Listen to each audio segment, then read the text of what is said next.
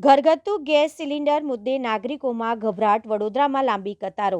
સવારે 8 વાગ્યાથી 500થી વધુ લોકો લાઇનમાં. ગરમીમાં મહિલા બેભાન થઈ. વડોદરા શહેરમાં ઘરગથ્થુ ગેસ સિલિન્ડર મળશે કે નહીં તે મુદ્દે નાગરિકોમાં ભારે દુવિધા અને ચિંતા જોવા મળી રહી છે. શહેરના અનેક વિસ્તારોમાં ગેસ સિલિન્ડર મેળવવા માટે નાગરિકો લાંબી કતારોમાં ઊભા રહેતા જોવા મળ્યા હતા. પ્રાપ્ત માહિતી મુજબ આજે સવારે આશરે 8 વાગ્યાથી જ 500થી વધુ લોકો ગેસ સિલિન્ડર મેળવવા માટે કતારમાં ઊભા રહ્યા હતા. કાળઝાળ ગરમી વચ્ચે લોકો વહેલી સવારથી જ પોતાની વારી માટે રાહ જોતા જોવા મળ્યા હતા. આ દરમિયાન કાળઝાળ ગરમીના કારણે એક મહિલા અચાનક બેભાન થઈ જમીન પર પડી જતા ઘટના સ્થળે થોડા સમય માટે અફરાતફરીનો માહોલ સર્જાયો હતો.